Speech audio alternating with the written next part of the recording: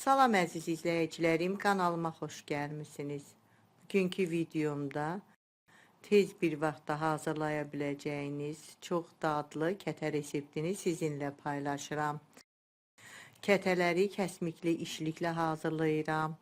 Yumşaq, dadlı, çay süfrəsinə yaraşan bir şirniyyat alınır. İndi keçək kətələrin hazırlanmasına. Kətəni hazırlamaq üçün əvvəlcə umacı hazırlayıram. Umac üçün 200 ml stəkanla 2 təpələmə stəkan un götürmüşəm. Onu ərzaq qabına tökürəm. Unu əvvəlcədən ələkdən keçirtmişəm. Üzərinə 70 qram doğranmış otaq temperaturunda olan kərə yağını əlavə edirəm. 4 xörək qaşığı şəkər tozu, 1 çimdik duz, 1 çay qaşığı da vanil əlavə edəndən sonra bu ərzaqları əlimlə ovuşdurub umac halına gətirirəm. İstəyə görə kərə yağını margarinlə də əvəz eləyə bilərsiniz. Belə gördüyünüz kimi umac artıq hazırdır. Hazır umacın ortasında əlimlə biraz oy qaçıram. Bir ədəd sındırdığım yumurtanı əlavə edirəm. 100 qram xama götürmüşəm. Xamanın yağlılığının heç bir fərqi yoxdur. Xamanı da qaba əlavə edirəm. 1 çay qaşığı da qabartma tozu. Bu ərzaqları da əlavə edəndən sonra əvvəlcə xama ilə yumurtanı əlimdə biraz qarışdırıb sonra umacla bir yerdə xəmir yoğururam. Mən xəmir üçün 2 stəkan un istifadə elədim. Götürdüyüm un ölçüsü bəs elədi. Artıq un əlavə eləmədim, amma videolarımda həmişə qeyd edirəm. Unun çəkisi növünə görə, yumurtanın ölçüsünə, xamanın nəmliyinə görə dəyişə bilər, az ya da çox ola bilər. Xəmirim artıq hazırdır. Üstün örtüb bir 10 dəqiqə gözlədirəm. Bu arada içliyi hazırlayıram. 200 qram duzsuz kəsmik götürmüşəm. Üzərinə 2 dolu xörək qaşığı şəkər tozu əlavə edirəm. Bir yumurtanın ağını sarısından ayırmışam. Ağını içliyə qatıram, sarısını sonda kətələrin üstünə çəkmək üçün qoyuram bir kənara. 1 çay qaşığı da vanil əlavə edib qarışdırıram. Mən içliyə 2 xörək qaşığı şəkər tozu əlavə elədim, amma şirin sevənlər 3 xörək qaşığı da əlavə eləyə bilər. Keçirəm kətələrin hazırlanmasına.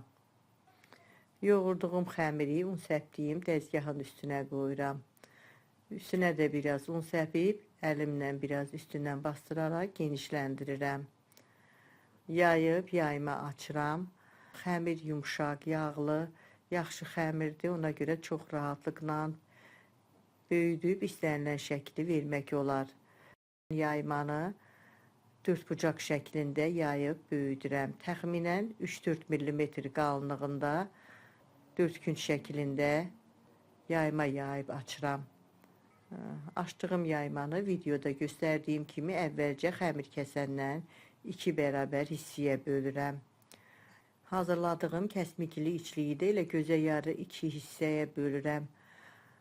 Bir hissəsini kəsdiyim yaymanın videoda göstərdiyim kimi üstünə əlavə eləyirəm. Xəmirin tam sonacan içlik yaymıram, elə orta hissəsindən bir hissəsinə hazırladığım kəsmikli içlikdən yayıram. İçliyi də yayandan sonra əvvəlcə bir tərəfin üstünə gətirirəm, sonra o bir tərəfində üstünə gətirib üst-üstə qoyuram. Qalan içliyi də yenə kəsdiyim yaymanın üstünə əlavə eləyirəm. Tam kənarlara doğru yaymıram, elə orta hissəsindən içliyi sonacan yayıram. Onu da eyni qaydada üst-üstə gətirib uzunsov şəkil verirəm. Kənarların əlimlə biraz düzəldirəm. Daha rahat doğranması üçün tərs çevirirəm. Naxışlı xəmir kəsəndən bu qaydada doğrayıram. Siz öz zövqünüzə görə kətələri doğraya bilərsiniz. Romb şəklində, 3 bucaq şəklində, mən belə 3 bucaq şəklində sonacan doğrayıram. Doğrayandan sonra ayırmış olduğum yumurta sarısından kətələrin üstünə çəkirəm. Üstündən çəngəllə naxışlar vururam. Bu qaydada hazırlayıb yağlı kağız sərdiyim formaya yığıram. Önceden qızdırdığım 180 derecelik sobada 20-25 dəqiqə üstü qızarana kimi bişirirəm. Kətələr artıq bişib, sobadan çıxartmışam. Çox yaxşı qabarıb, üstü çox yaxşı qızarıb. Hazırladığım xəmirdən tam 20 ədəd orta ölçülü kətələr alındı. Çox asan bir kətə reseptidir. Xəmiri bu üsulla yoğurub, istənilən fərqli işliklərlə də bu kətələrdən hazırlamaq olar. Kəsmiklə də çox dadlıdır. Altı da yaxşı bişib, üstü də çox gözəl kətələr alınıb.